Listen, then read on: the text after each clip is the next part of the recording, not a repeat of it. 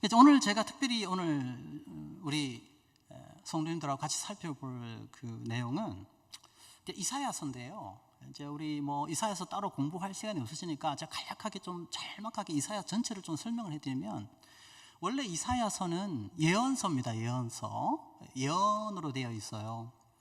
그러니까 이제 예언인데, 이사야서는 특별히 예언이 어떤 형식을 취하고 있냐면은 시의 형식으로 되어 있어요. 시의 형식.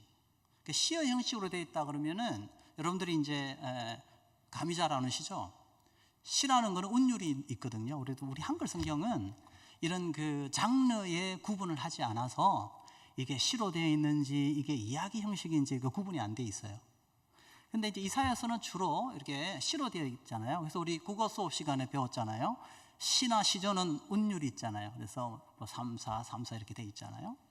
그러면 옆에 이렇게 여백이 주어 있죠. 그래서 이야기는 쭉 여백이 없이 이렇게 기록이 되다가 시가 있으면 운율이 있어서 이게 시인지 이야기인지 금방 알 수가 있거든요. 이사야는 다 이 운율이 있어요. 그래서 영어 성경만 보시더라도 옆에 보면 여백이 있어요. 운율이 있어요. 그런데 재밌는 것은 이사야서 전체에 시로 되어 있는 그 이사야서 안에 이야기로 되어 있는 본문이 2개가 들어가 있습니다. 크게. 그게 6장에서 8장하고 36에서 39장이에요. 그런데 특히 7장에서 8장, 특히 7장에서 8장하고 36에서 39장은 이게 이야기, 내러티브로 되어 있는데요. 이게 왕들의 이야기로 되어 있어요. 그래서 이사야는 자신의 그 예언서에 예언을 쭉 기록해 놓았는데, 그런데 중앙에, 이사야서 중앙에 시가 아닌 이야기를 넣어 놓은 거예요. 자, 그럼 이거는 우연히 그렇게 한 걸까요? 아니면 이사야가 의도적으로 한 걸까요? 예, 훌륭하십니다. 우리 성도님들 잘 맞추셨어요. 이 이야기가 중요한 거죠. 이 예언서 전체를 이해하는 키가 되기 때문에 거기에 이야기를 넣어놨는데, 이 이야기, 2 이야기는 또 어떤 공동성이 있냐면은 왕들의 이야기입니다. 왕들의 이야기. 그래서 7장에서 8장은 아하스라는 왕에 대한 이야기가 소개되고 있고, 36에서 39장은 히스기야라는 왕의 이야기를 다루고 있어요. 그래서 이사야서 안에 이야기가 들어가 있는데 아하스 이야기와 히스기야 이야기가 있어서 이걸 왜 여기에 넣어 놓았냐면, 이 왕들에 대한 이야기를 잘 읽고 이해하면 무엇이 이해될 수 있다는 거예요? 이사야서의 예언의 전체를 이해할 수 있다는 겁니다. 네. 그래서 저는 오늘 아하스 이야기와 히스기야 이야기를 여러분과 함께 살펴보면서 이 이야기에서 중요하게 다루고 있는 주제가 있어요. 이 주제가 또 결국 무엇의 주제가 될까요? 이사야서 전체의 주제가 됩니다. 자, 그러면 먼저 우리 아하스 이야기부터 한번 살펴볼게요. 재밌는 것은 이 아하스와 히스기야는 실패한 왕으로 그려지고 있어요. 물론 히스기야 같은 경우는 굉장히 훌륭한 왕이죠. 믿음의 왕이고, 또 열왕기나 역대기 보면 다른 왕보다는 그래도 굉장히 믿음이 좋은 왕으로 그렇게 묘사되고 있어요. 그런데 이사야는 그런 긍정적인 부분보다는 오히려 실패한 이야기에 더 초점을 두고 있습니다. 그것은 히스기야를 폄하하려고 그런 게 아니에요. 히스기야의 그런 실패의 모습을 비춰줌으로써 오늘 우리가 이 히스기야의 메시지를, 히스기야의 이야기를 읽으면서 그 히스기야의 실패를 따라가서는 안 된다는 것을 보여주기 위해서라는 거죠. 자, 그럼 먼저 우리 아하스 왕에 대한 부분을 살펴보겠습니다. 그 이사야서 7장에 보면요, 아하스가 북이스라엘과 아람이 동맹을 결성해서 쳐들어와서 굉장한 두려움과 공포에 휩싸이게 됩니다. 자, 그런데 그때 하나님께서 누구를 보내냐면은 이사야를 보냅니다. 그래서 걱정하지 마. 하나님께서 반드시 북이스라엘과 아람이 쳐들어와도 지켜줄 것이다 라고 그렇게 약속을 해요. 그때 왜 북이스라엘과 아람이 쳐들어왔냐면 그때 당시 신흥 강대국이 아수르라는 나라였어요. 아수르. 오늘날로 따지면 어디냐면요, 그 이스라엘 저 위에 보면 우리 그 시리아라는 나라 아시죠? 시리아. 요즘 막 분쟁이 많은 그 시리아 지역을 중심으로 해서 그 당시 굉장히 큰 나라를 이루었던 그 나라가 아수르라는 나라예요. 근데 이 아수르가 이제 점점 세력을 확장시키면서 남쪽으로 이제 점점점 영역을 확장시키려고 했어요. 그러니까 그 아수르가 남쪽으로 영역을 확장시킬 때 하려고 할 때 제일 먼저 이제 아수르와 맞서야 되는 나라가 아람이라는 나라였어요. 근데 아람이 혼자 맞서기 어려우니까 바로 그 아람 밑에 또 어떤 나라가 있었냐니까 북이스라엘이었어요. 그래서 이 두 나라가 고민한 거죠. 저 아수르와 맞설 것이냐 아니면 항복할 것이냐. 그 당시 아수르는 굉장히 잔혹한 나라였습니다. 그래가지고 만약에 대항하면은 엄청난 보복을 하는 그런 나라였어요. 그러니까 심지어 그 살아있는 사람들의 그 가죽을 그대로 벗겨서 산더미처럼 쌓아 올렸다고 합니다.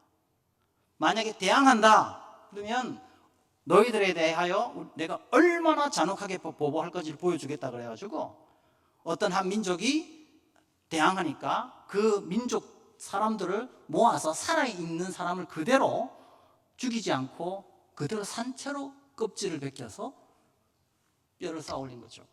그 여러분 이제 그 요나서 보면 하나님께서 요나에게 어디 가서 메시지를 전하라고 그랬죠? 니느웨가 어느 나라의 도시일까요? 아자로 시작합니다. 아자.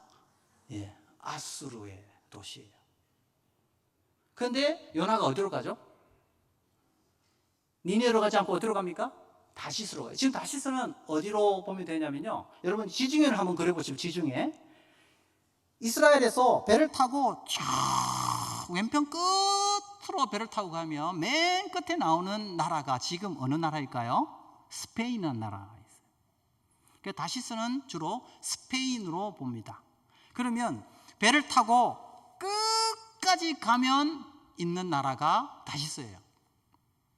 그럼 요나는 그 배가 다시스로 가는 걸 알고 탔을까요? 모르고 탔을까요? 알고 탔죠.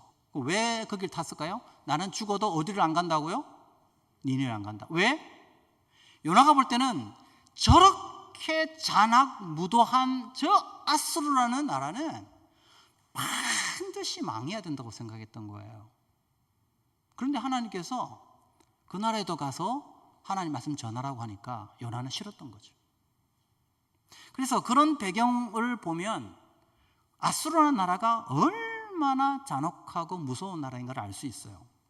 그러니까 이제 이 북이스라엘과 아람이 머리를 싸맨 거예요. 싸울 것인가 말 것인가. 항복을 하게 되면 이제 완전히 굴종적인, 그래서 그 나라에 정말 노예와 같은 그런 또 삶을 살아야 되니까 고민이 되는 거죠. 근데 맞서자니 아수르가 너무 강력하고, 그래서 패배하면 완전히 그냥 그 씨가 마르는 거예요.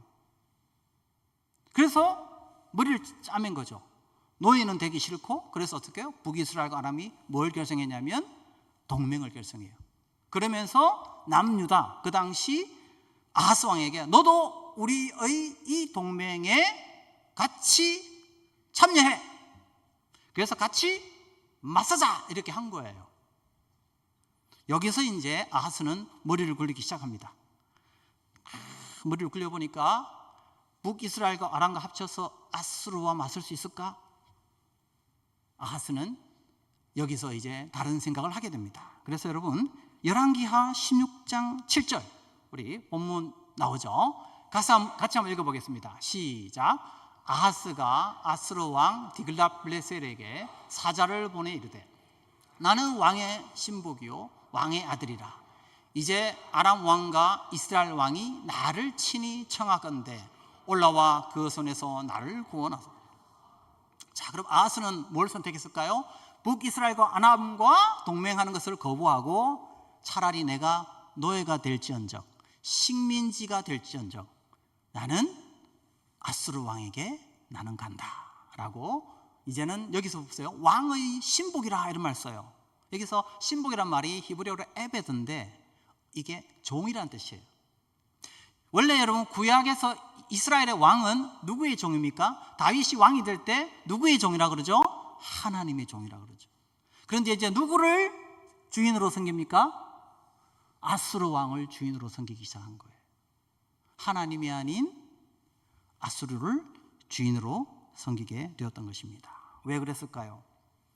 아하스가 볼 때는 아수르가 가지고 있는 그 엄청난 군사적 힘, 아수르가 가지고 있는 거대한 그 힘, 그 힘이 자기를 지켜줄 것이라 믿었던 거죠. 자, 그런데 이렇게 아수르를 의지하게 된 결과가 뭐냐 하면 이사야 36장 1절을 한번 보겠습니다. 이사야 36장 1절 같이 한번 읽어보겠습니다. 시작. 히스기야 왕 14년에 아수르 왕 사네립이 올라와서 유다의 모든 경관성을 쳐서 취하니라. 네. 자, 아하스의 아들이 히스기야예요. 아하스가 이 아수르를 의지했기 때문에 순간적으로는 아수르가 북이스라엘과 아람을 물리쳐줍니다. 근데 나중에 어떻게 됩니까? 그 아수르가 더 강력한 힘을 가지고 그의 아들 세대에 이 유다 나라를 완전히 함락시켜서 이제는 예루살렘 그 성을 제외한 모든 지역이 바로 아수르의 손에 들어갔다는 거죠. 자, 이건 뭘 의미합니까? 아하스는 누구를 의지했죠? 아수르를 의지했죠. 그런데 결과는 어떻게 됐습니까? 그 의지했던 그 아수르가 더 큰 고통과 재난의 원인으로 다가오고 있다는 거예요. 여러분, 우리가 믿음 생활할 때 하나님 외에 다른 그 무엇을 더 신뢰하고 더 믿으면 어떤 결과를 초래할까요?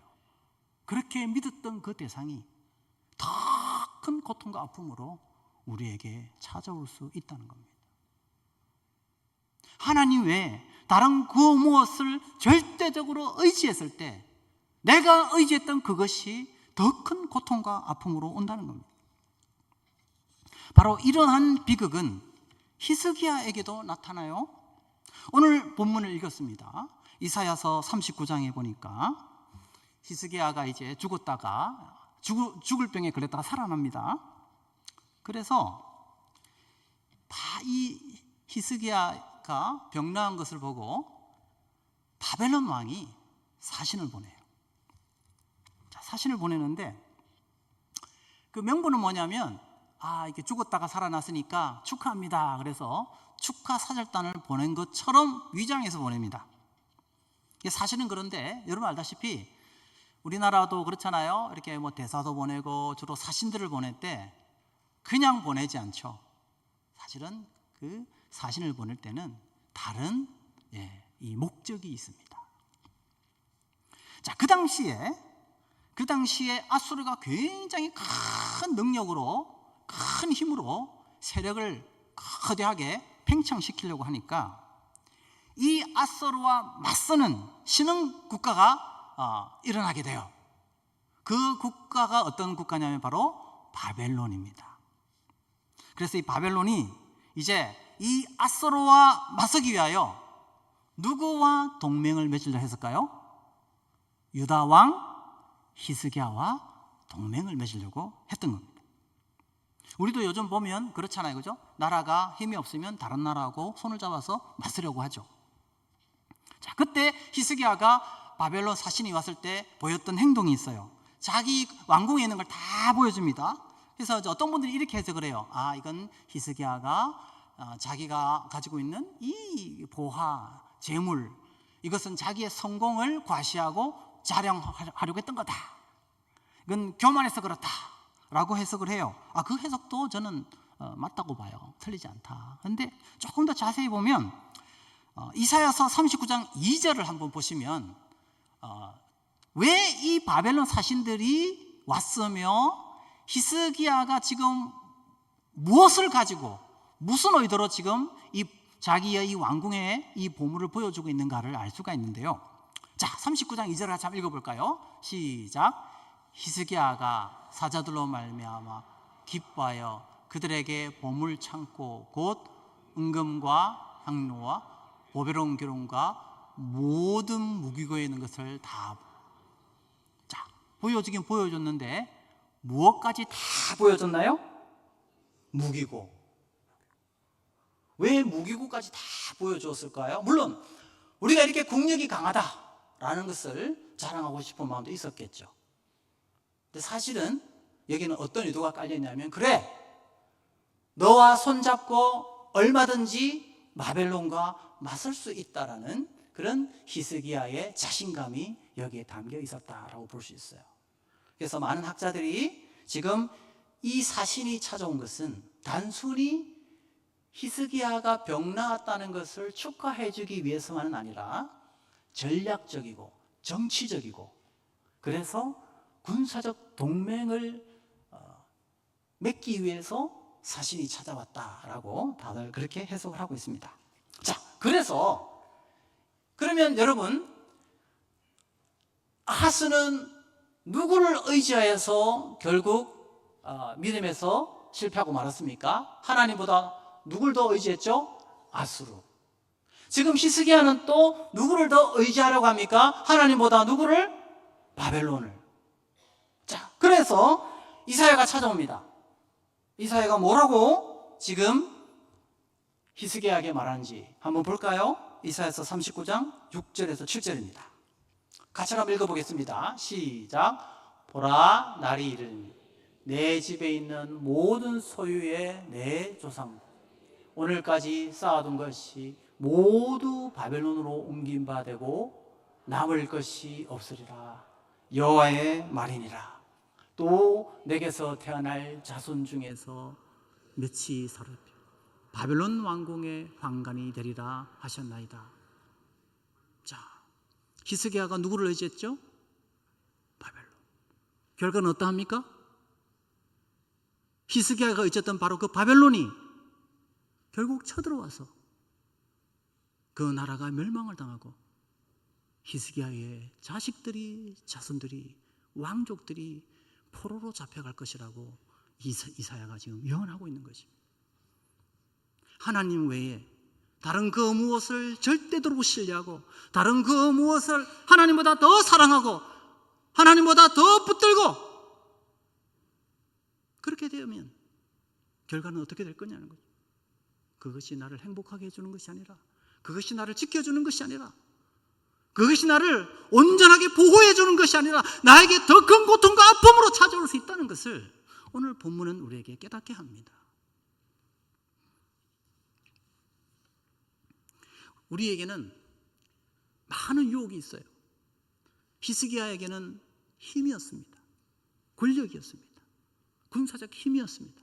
또 어떤 사람에게는 명예일 것입니다. 또 어떤 사람에게는 또 어떤 세상적인 어떤 출세의 어떤 성공일 수 있어요. 어떤 사람은 사람일 수 있어요. 여자일 수 있어요. 남자일 수 있어요.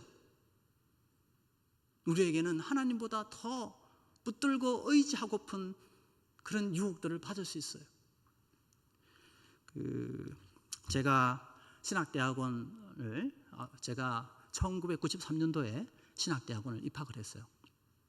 입학을 했는데 그때만 해도 굉장히 신학대학원을 지원하는 분이 많았어요.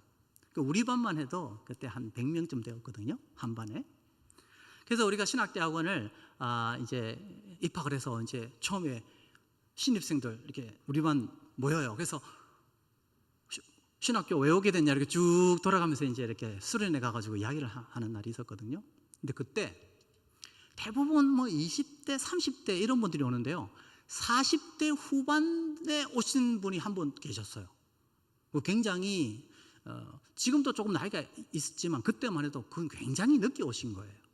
근데 그분이 나이도 40대 후반인데다가 총각이었어요. 그때까지 결혼을 안 하셨어요.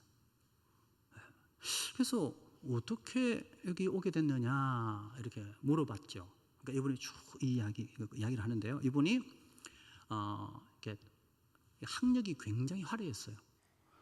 뭐 경기고를 나오고, 이게 뭐 특정 고대 뭐 언급해서 죄송합니다만은 혹시 그런 곳에 나오신 분 절대로 그 폐암하려고 그런 거 아닙니다.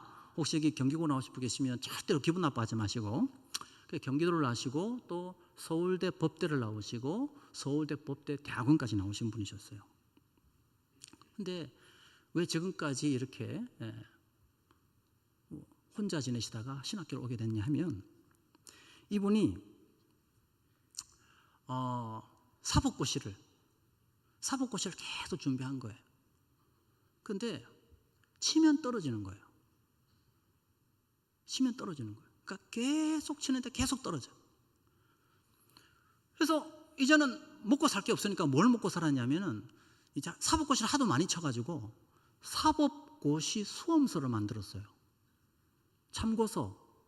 그래서 그때 우리 입학생 중에 사법고시를 폐시하고 온 분도 계셨어요. 그분은 30대 초반이야. 근데 그분이 이분의 이름을 아는 거야. 왜냐하면 이분이 사법고시 폐시할 때 참고서로 활용한 게 바로 이분 책이야.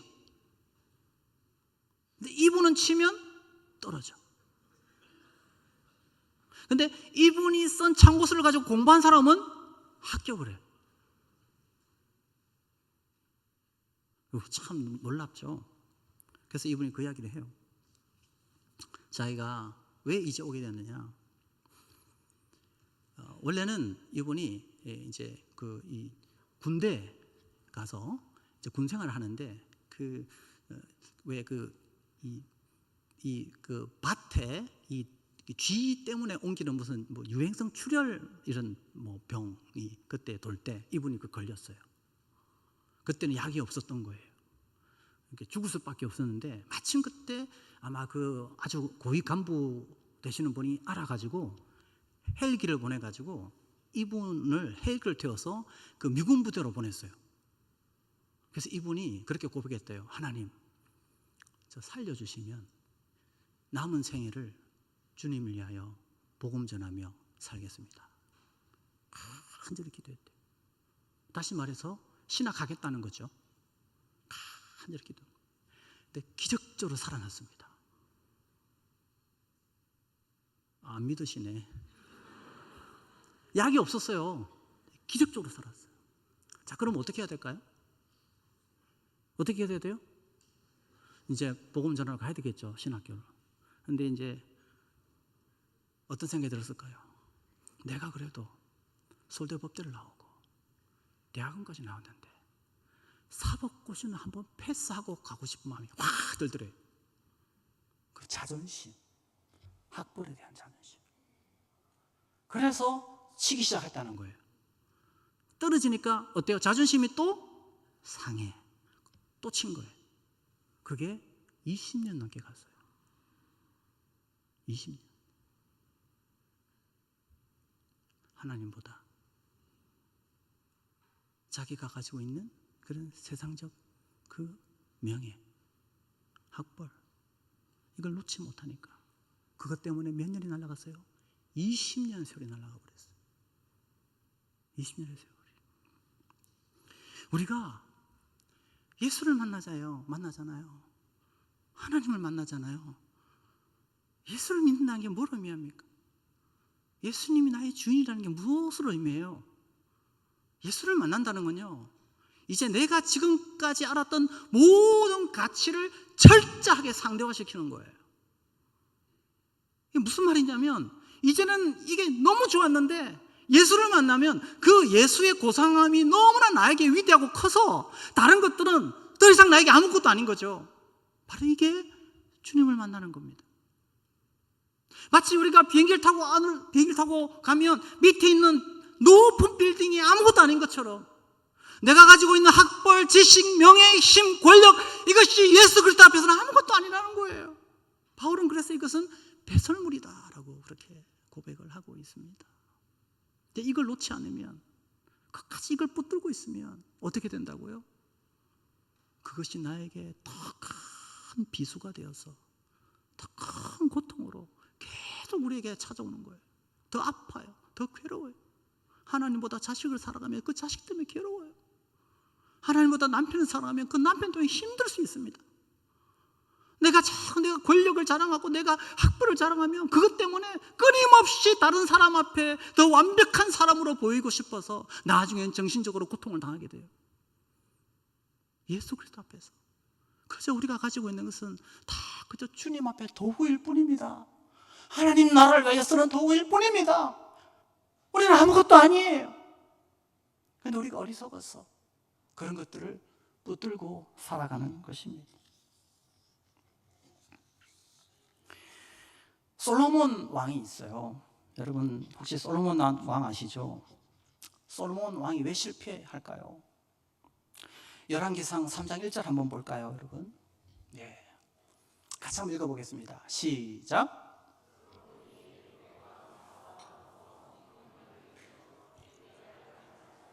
다윗성에 데려다가 두고 자기의 왕궁과 여호와의 성전과 예루살렘 주위의 성의 공사가 끝나기를 기다리니라. 여러분 우리 솔로몬을 보면 훌륭한 왕이죠. 구약에서 솔로몬 왕 그러면 참 훌륭한 왕으로 알고 있죠. 근데 여러분 솔로몬이 왕이 되자마자 제일 먼저 한 일이 뭡니까? 열왕기상 1장에서 2장은 솔로몬이 왕이 되는 과정을 소개하고 있어요. 그리고 3장부터 11장이 솔로몬의 일대기입니다. 그런데 1장에서 2장을 보면 솔로몬이 왕이 될 때 상당히 어려움이 있었어요. 왜냐하면 솔로몬은 무엇이 아니었습니까? 장남이 아니에요. 장남이 아니에요. 그러니까 어떻게 보면 이 적통으로 가야 되는데 적통이 아닌 거죠. 그래서 왕이 될 때 많은 반대에 부딪혀요. 많은 어려움을 겪게 되죠. 그런데 어쨌든 그 어려운 과정을 거쳐서 왕이 돼요. 자, 그러자 솔로몬이 제일 먼저 한 일은 무엇이었어요? 방금 오늘 읽었던 본문 보니까 여러분 이렇게 알고 있잖아요. 솔로몬이 왕이 돼서 하나님께 지혜를 구하고 굉장히 하나님 앞에 굉장히 신실한 왕으로 여러분 알고 있는데, 물론 그건 틀린 건 아니에요. 맞아요. 그러나 솔로몬은 또 다른 어두운 면이 있어요. 그게 뭐냐면 왕이 되자마자 제일 먼저 한 일은 하나님께 지혜를 구하는 게 아니었어요. 왕이 되자마자 제일 먼저 한 일은 바로의 딸과 결혼합니다. 맞죠? 그죠? 오늘 읽었죠? 바로 왕의 딸과 결혼합니다. 그죠? 자, 그럼 여러분 왕이 되자마자 왜 바로 왕의 딸과 결혼을 했을까요? 할 일이 없어서 아니죠. 바로의 딸을 보지도 않은 바로의 딸을 너무 사랑해서? 아니죠. 자, 방금 말씀드린 것처럼 솔로몬은 지금 왕이 되는 과정에서 많은 어려움을 겪었죠. 그러다 보니까 어떤 생각을 가져요? 내가 이 왕위를 잘 지켜나가기 위해서는 뭐가 필요하다고 생각한 거예요? 힘이 필요하다고 생각했던 거죠. 누구의 힘? 그 당시 최고의 강대국이었던 애굽의 힘과 권력을 바라보았던 겁니다. 자, 그리고 이제 솔로몬 왕의 일생이 끝나는 11장을 한번 볼까요? 열왕기상 11장 1절 같이 읽겠습니다. 시작.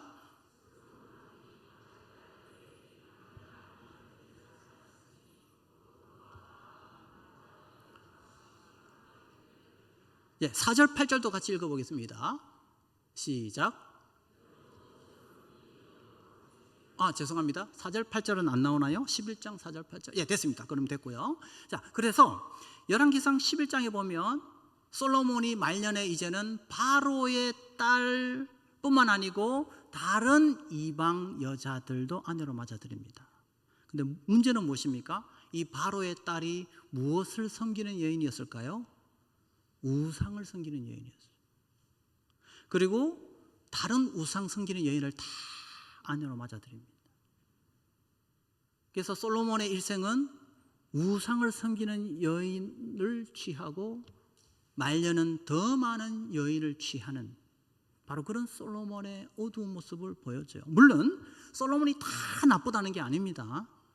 솔로몬에게 참 좋은 신앙의 모습도 있고 또 하나님 앞에 지혜를 구했던 그런 솔로몬의 긍정적인 부분도 있으나 문제는 뭐냐면 하나님 말고 애굽을 신뢰했던, 그래서 우상 숭배하는 그 여인을 아내로 취했던 바로 이 솔로몬의 이 불신앙이 해결되지 못하고 끝까지 그 죄가 솔로몬과 같이 갔기 때문에, 그걸 해결하지 못했기 때문에, 그래서 하나님은 기다렸던 거예요.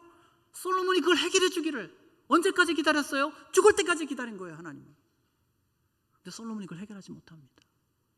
누구보다? 하나님보다 뭘 더 신뢰해요? 애굽을 신뢰하는 거예요. 자, 그래서 그때 이 솔로몬에게 라이벌이 생깁니다. 누구냐면 여자로 시작해요. 여, 두 번째 로. 네. 네. 자, 아직 보. 자, 뭡니까? 여로 보하.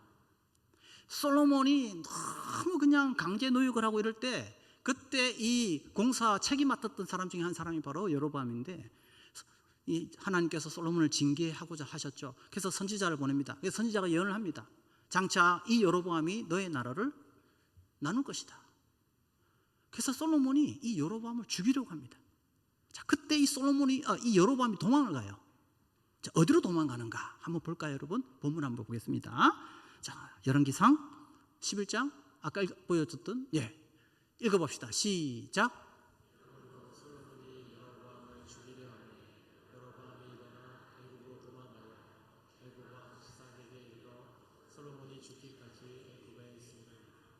자, 이 솔로몬의 가장 강력한 강력한 경쟁자, 나중에는 솔로몬의 이 나라를 깨트릴 수 있는, 솔로몬의 나라를 반쪽 낼 수 있는 이 위험한 인물, 이 여로보암이 어디서 숨게 됩니까? 어느 나라? 솔로몬이 어떤 나라를 신뢰했다고요?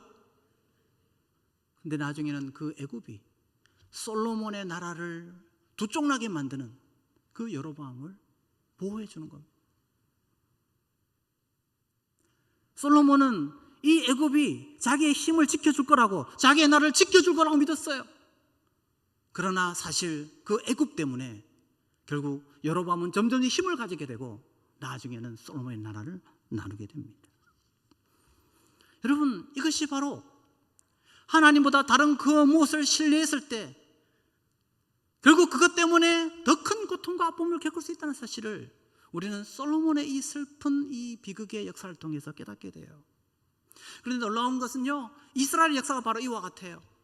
하나님보다 다른 것을 더 사랑하면서 하나님보다 다른 것을 더 의지하였기 때문에 실패하게 됩니다. 이스라엘의 역사가 바로 히스기야처럼 솔로몬처럼 그렇게 실패한 역사예요. 자, 그럼 그 결과가 무엇입니까?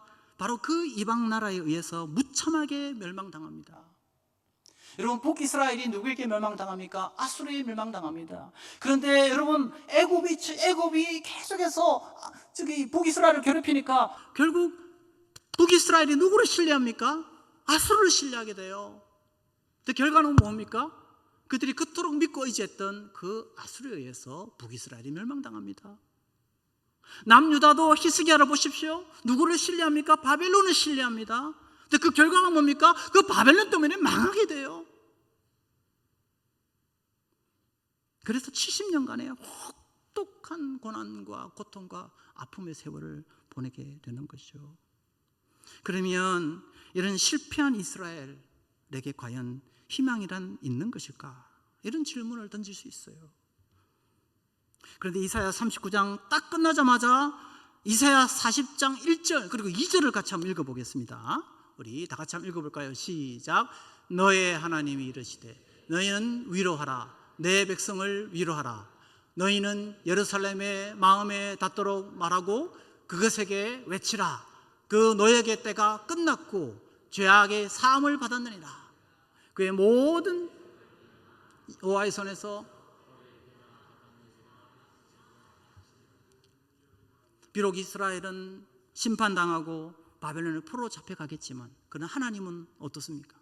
그 70년 동안 기다리면서 다시 이스라엘을 회복시키기 위하여 기다리시는 하나님의 마음을 우리는 40장 1절에서 2절에 우리는 확인할 수 있습니다. 그렇다면 우리는 실패해요. 우리는 주님을 사랑한다 하지만 때로는 떠나요. 우리는 주님을 의지한다 하지만 세상 것을 또 의지해요. 이런 우리에게 무슨 희망이 있겠느냐? 라고 질문을 던질 때 오늘 이사야 4장 1절 2절은 그런 너희에게 희망은 너희들을 끝까지 포기하시는 하지 아니하시는 하나님이 너희에게 희망이라고 우리에게 말씀합니다. 하나님께서 우리를 버리지 아니하시고 지키시고 끝까지 회복시키기에 우리에게는 희망이 있는 줄로 믿습니다. 그리고 실패한 자들, 절망하는 자들, 하나님을 믿고 의지해야 되는 거 알면서도 불구하고 또 떠나는 우리에게, 또 하나님을 버리고 가는 우리에게 과연 희망은 있는 것일까? 라고 했을 때 희망이 있습니다. 그 희망은 무엇입니까? 우리는 떠나지만 하나님이 떠나는 우리의 팔을 절대로 놓지 않는다는 거예요. 이것이 희망입니다. 믿습니까, 여러분? 이것이 희망. 여러분, 신약에 보면 이 히스기야나 솔로몬과 같은 그런 실패한 자들의 이 적나라한 모습을 우리는 발견할 수 있는데요. 그들이 누구냐면 바로 예수님의 제자들입니다. 예수님의 제자들이 어떤 자들입니까? 절대로 주님을 떠나지 않겠다고 큰 소리 쳤던 사람들입니다. 결과는 무엇이죠? 예수님께서 십자가에 달릴 때 다 떠납니다. 심지어 베드로는 나는 당신을 모른다, 예수님을 부인하면서 떠납니다. 우리가 성경을 읽으면 이토록 처참하게 실패의 삶을 살아가는 자들이 있을까라는 질문을 던질 수 있죠. 어떻게 이럴 수 있습니까? 예수님을 따라다니며 예수님의 기적도 경험하며 예수님의 말씀을 들으면서 살았지 않습니까? 그 긴 세월을 말씀을 직접 듣고 살지 않았습니까? 현장을 보지 않았습니까? 기적의 현장을 보지 않았습니까? 그런데 그들은 결정적인 순간에 예수님을 떠납니다. 그냥 떠나지 않고 부인하고 떠납니다. 그러면 이러한 실패한 제자들에게 희망이 있는 것일까? 마가복음 16장 5절에서 7절을 한번 같이 보겠습니다. 마가복음 16장 5절에서 7절입니다. 혹시 본문 있으면 좀 띄워주시면 감사하겠습니다. 마가복음 16장 5절 7절. 그럼 같이 찾아볼까요, 우리? 예, 마가복음 16장 신약 성경입니다. 마가복음 16장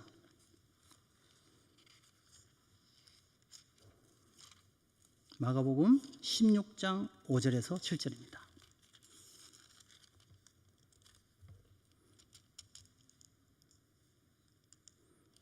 마가복음 16장 5절에서 7절. 화면 나오네요. 네, 같이 읽겠습니다. 시작. 무덤에 들어가서 흰옷을 입은 한 청년이 우편에 앉은 것을 보고 놀라매 청년이 이르되 놀라지 말라. 너희가 십자가에 못 박히신 나사렛 예수를 찾는구나. 그가 살아나셨고 여기 계시지 아니하니라. 보라, 그를 두었던 곳이니라. 가서 그의 제자들과 베드로에게 이르기를 예수께서 너희보다 먼저 갈릴리로 가시나니 전에 너희에게 말씀하신 대로 너희가 거기서 배우리라 하라 하는지라. 제자들이 실패했어요. 그리고 이 여인들이 예수님의 그 무덤가로 갑니다.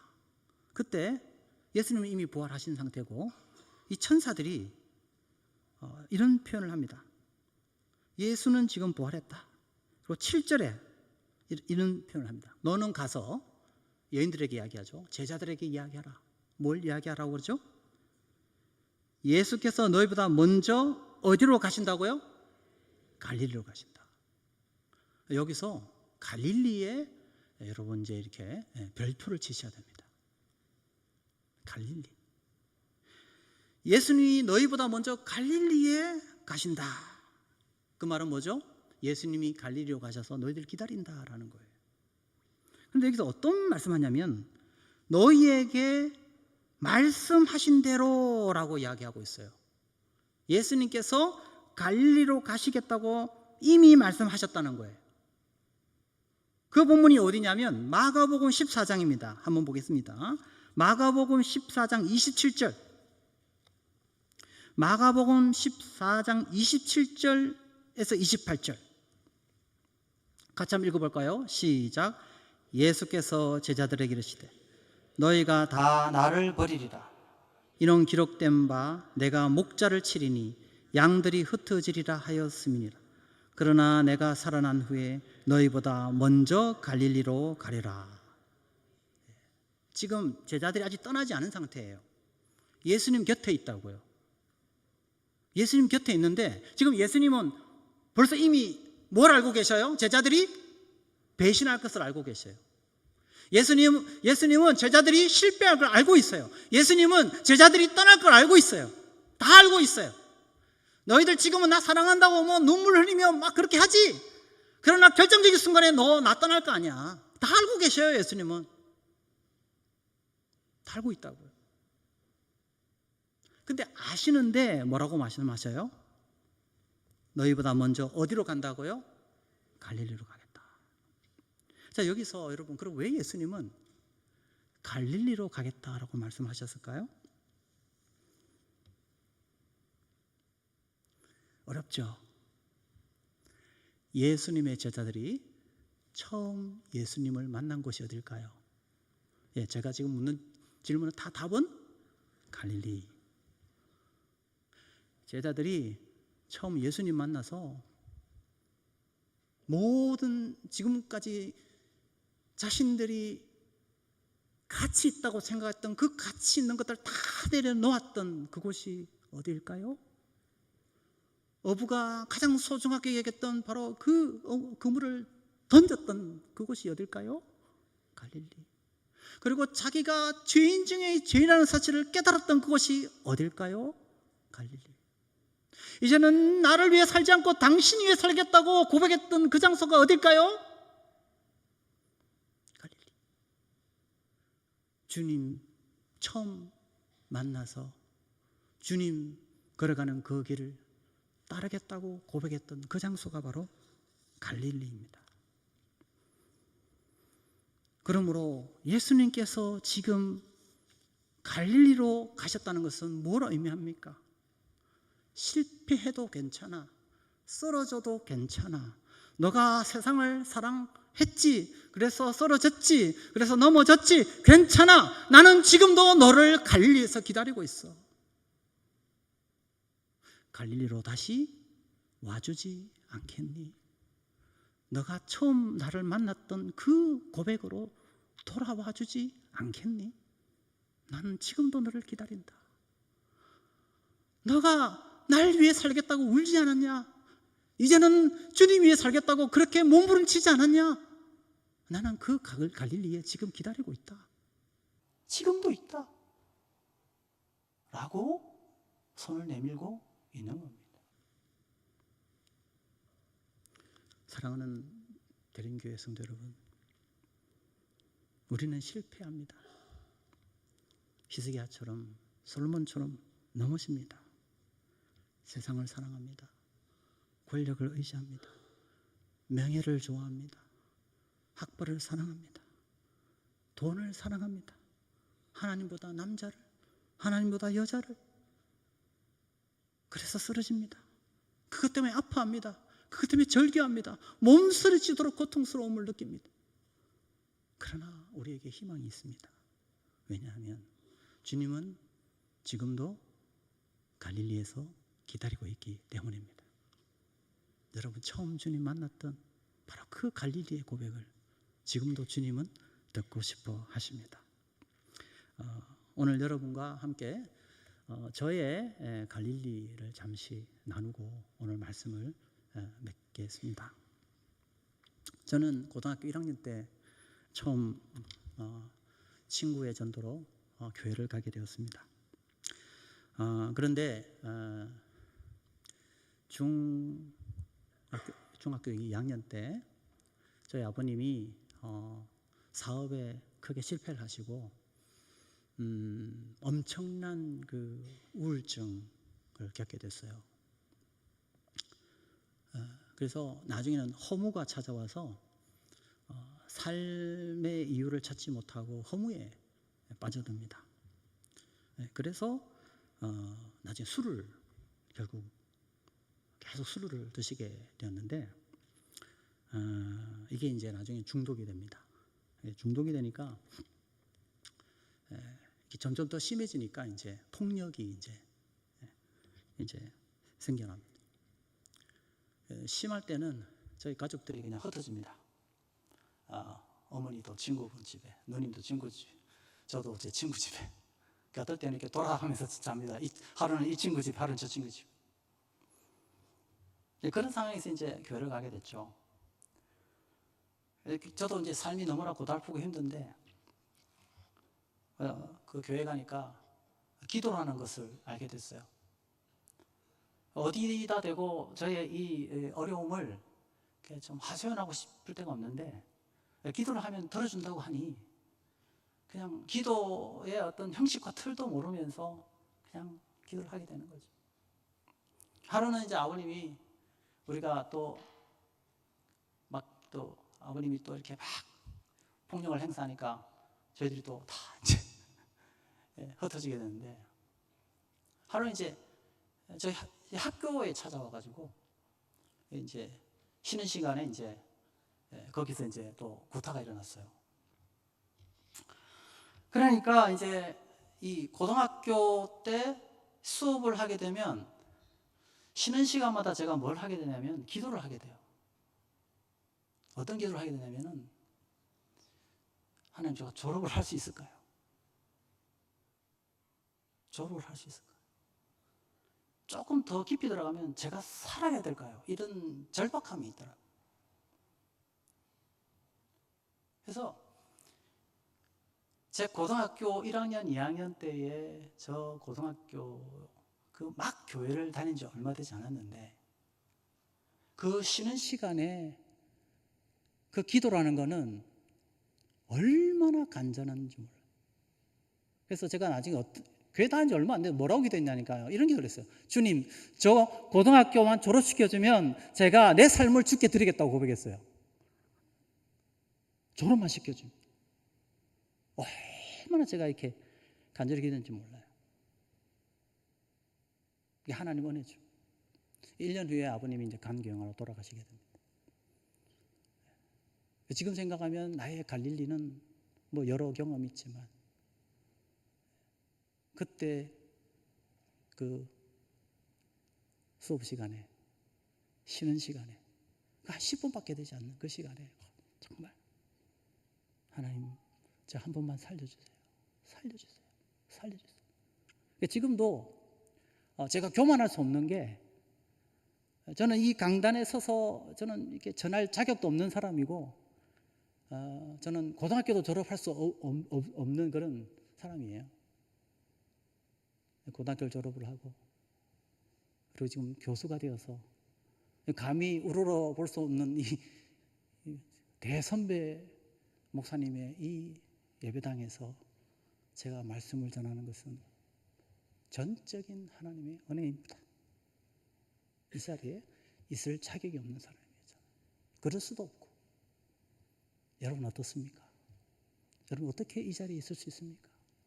그분이 여러분을 붙들지 않으면, 그분이 여러분의 손을 여러분 끝까지 지키지 않으면 이 자리에 있을 수 있습니까, 여러분? 하나님의 은혜인 줄로 믿습니다. 여러분 절망하지 마십시오. 오늘 정말 고통 중에 있는 분 혹 있으시다면 갈릴리에서 여러분을 기다리시는 그 주님을 보시고 다시 여러분의 갈릴리로 돌아가시기 바랍니다. 여러분의 그 갈릴리에서 기다리시는 그 주님을 만나는 복된 시간 되기를 주님의 이름으로 축복합니다.